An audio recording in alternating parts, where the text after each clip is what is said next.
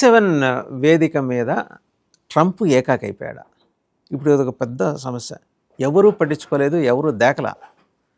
ఎందుకు? ఏమైంది? సాగేష్ గారు, ఎందుకు ఆయన పాపం అలా అయిపోయాడు? యాక్చువల్లీ ఇప్పుడు ప్రస్తుతం మనం చాలా సంవత్సరాల నుంచి యునైటెడ్ నేషన్స్, ముఖ్యంగా కోల్డ్ వార్ పీరియడ్ దగ్గర నుంచి కూడా, సెకండ్ వరల్డ్ వార్ అయిపోయిన తర్వాత కోల్డ్ వార్ నడిచింది. ఒకవైపు Soviet union bloc, Soviet bloc ఒకవైపు, ఇంకోటి వెస్టర్న్ అలైస్ ఒకవైపు. ఈ రెండుకి మధ్య ఒక కోల్డ్ వార్ నడిచింది. అంతా ఎస్పియానేజ్లు, వాళ్ళ ఇటువైపు ఉన్నటువంటి సిఐఏలు, మొసాదులు, లేకపోతే MI6లు, అటువైపు ఉన్నటువంటి KGBలు, వీళ్ళందరూ కూడా ఆయా దేశాలని కబళించడము, అక్కడక్కడ యుద్ధాలు జరగడము, గల్ఫ్ వార్లు, ఇట్లాంటి అనేక అంశాలు వచ్చాయి. కానీ అన్నిట్లో కూడా ప్రపంచాన్ని నడపడానికి ఒక రూల్ బేస్డ్ ఆర్డర్ అనేది ఉపయోగపడింది. ఏదో ఒకటి rule based order is nothing but ఎట్లా అంటే సోవియట్ యూనియన్ కొలాప్స్ అయిపోయిన తర్వాత కూడా కొంతకాలం పాటు ఆ రూల్ బేస్డ్ ఆర్డర్ ఉండడం వల్లనే ప్రపంచం కొంత నడిచింది. United Nations, World Health Organization, World Bank, IMF, ఇవన్నీ వెస్టర్న్ కంట్రీసే కంట్రోల్ చేస్తూ వచ్చాయి. ఈరోజు చెప్పబడుతున్నటువంటి ఈ G7 దేశాలే కంట్రోల్ చేస్తూ వచ్చాయి. ఇంతకుముందు రష్యా కూడా ఇందులో ఉండే G7లో. తర్వాత రష్యాని బయటకు పంపించేసి క్రిమియాని ఆక్యుపై చేసుకున్న తర్వాత.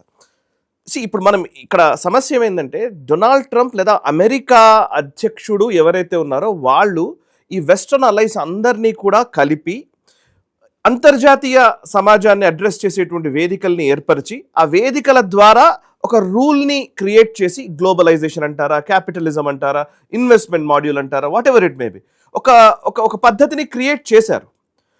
ఎవరు క్రియేట్ చేశారు? ఈ అమెరికానే క్రియేట్ చేసింది. సో అమెరికా క్రియేట్ చేసినటువంటి ఆ రూల్ బేస్డ్ అమెరికా క్రియేట్ చేసినటువంటి ఆ రూల్ బేస్డ్ ఆర్డర్ని ఈరోజు డొనాల్డ్ ట్రంపే విస్మరిస్తున్నాడు. స్ఫూర్తి దానికి విరుద్ధమైనటువంటి భావజనంలోకి వెళ్తున్నాడు. మామూలుగా అమెరికన్ స్టాండ్ ఏంటి? అమెరికన్ స్టాండ్ మొదటి నుంచి కూడా అలైడ్ పార్ట్నర్స్ ఎవరైతే ఉన్నారో, కూటమి దేశాలు ఏవైతే ఉన్నాయో, ముఖ్యంగా ఆంగ్లో సాక్సన్ నేషన్స్ అంటారు. ఏంటి ఆంగ్లో సాక్సన్ కంట్రీస్ అంటే? 5 దేశాలు, 5 ఐస్ అంటారు. అమెరికా, అటు UK, అటు ఆస్ట్రేలియా, న్యూజిలాండ్ అండ్ ఇటువైపు కెనడా. ఇవి ఆంగ్లో సాక్సన్ కంట్రీస్.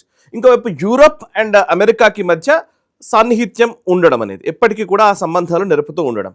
ఇందులో మేజర్ అగ్రదేశాలుగా చెప్పబడుతున్నటువంటి ఒక 7 దేశాల కూటమే ఇప్పుడు G7 దేశాల కూటమి. ఇది అమెరికా, ఒకవైపు UK, Japan, Italy, Germany, France, Canada దేశాలు ఉన్నాయి. అంటే ప్రపంచంలో అత్యధిక